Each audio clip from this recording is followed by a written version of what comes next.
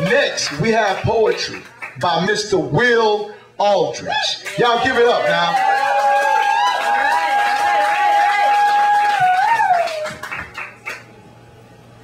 I'm not gonna waste any time. I'm just gonna get into it.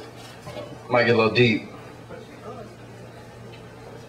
When I arrived at the crossroads, a line was drawn.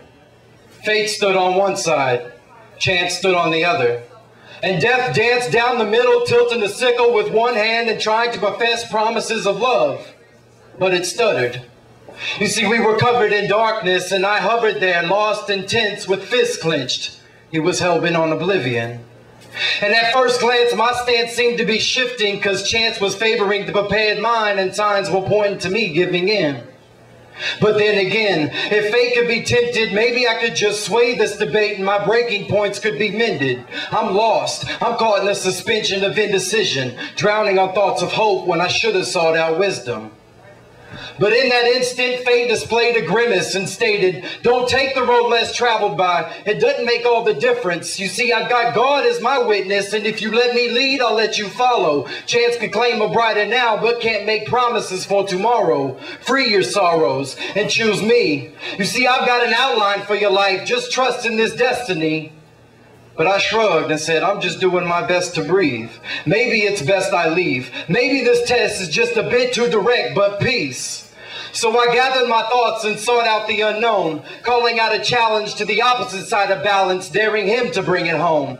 Show me how to hone in on indecision. Show me how to trust the dice that show I'm alone in my mission. I've been flowing towards focusing, but can't rely on precision, because your systems of coin flipping keep dipping me in and out of my tension. I'm drifting, but that's just the thing chance was waiting for. A perfect position to enhance its stance, just so it could sway me more.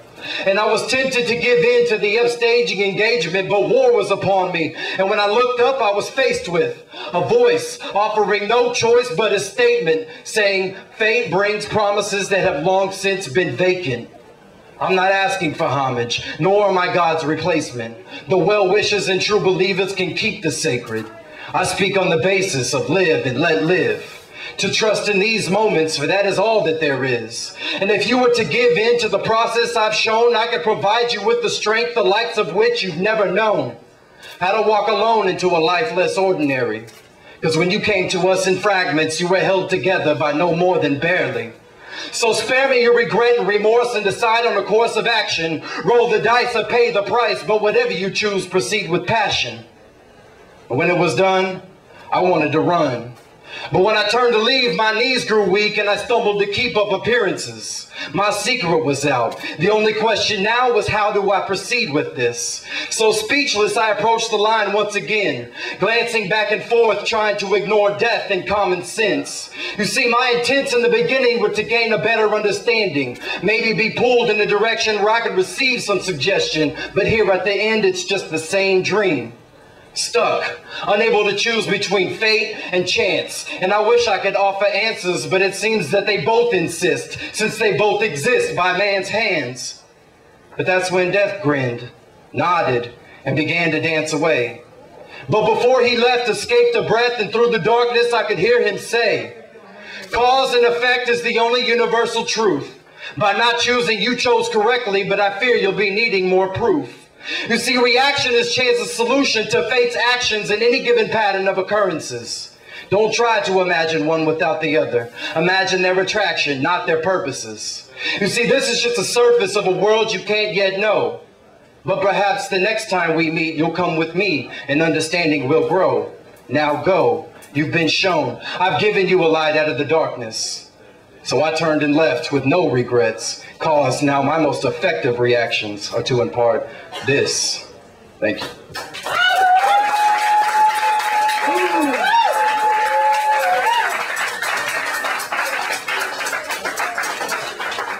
All right. Heroes are honoring these songs I sing upon by bringing dreaming to the forefront of truth like kingdom come. I've seen into one, being who's begun to begin believing that healing comes from the sun. and not the darkness that used to perpetuate my starts to bliss, where I would fall and miss my marks because I had my fist embarked on a collision course with the source that would park my rage by the force my fear deemed necessary. You see, it's the same source that would make my soul's contamination of this body only temporary. And I can't wait for this carcass to go limp so I can ascend to the dimensions of reason, find the very purpose of my existence, so I can replace this senseless treason, because it's seizing control by freezing my soul and minimizing realms of consciousness when time just moves too slow. Why can't I just let go? You see, I want to drift into the outer regions where the seas and suns become one, where seasons are equivalent to the sum of none, where my breathing without meaning is gone and done. I want to stand on the edge of eternity and seek refuge in the meaning of my makeup and chemistry. Maybe adhere to these sounds of serenity. Or maybe I just want to be freed from these chemically induced delusions, this fucking symphony of illusion, and these epiphanies with make-believe solutions constantly tempting me to choose between harmony or heartlessness. But I can tell you that only lately has it dawned on me that it all makes sense.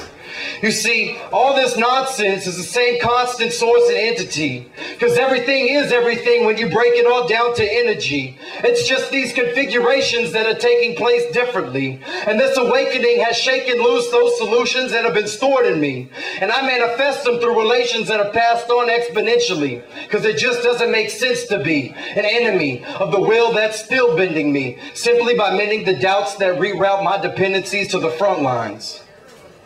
You see, nowadays my obsessions have moved from staunch wine to star signs. And I've been tracing those patterns with my fingertips, hoping to get just a simple glimpse of understanding this method and twist that grips, undermines, and eclipses my thought process.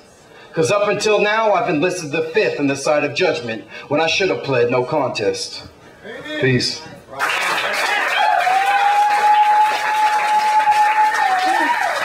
that it, or I got time for a quick one? All right, one more. Sold out selfless endeavors that led up to and past this mild-mannered purgatory sentence following innocence sheltered. You see, I was an introvert welded amongst severed intentions that would mention my dissension and cause these downfalls. They're similar to the ones that are cascading down the sides of y'all's glass jars.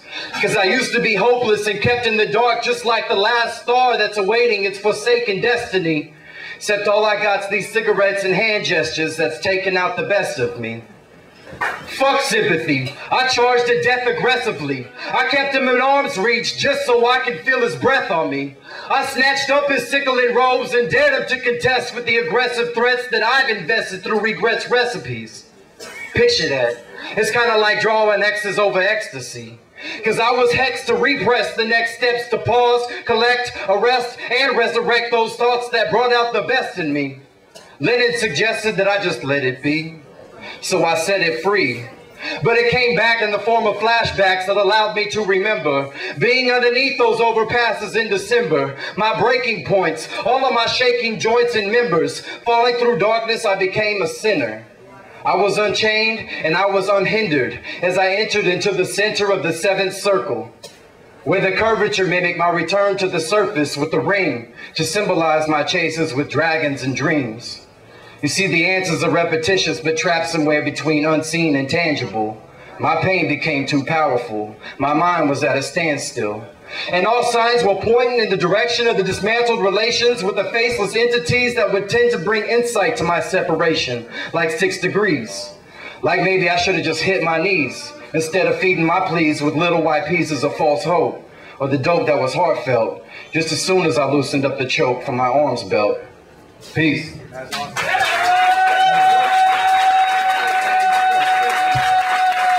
Aldridge, ladies and gentlemen.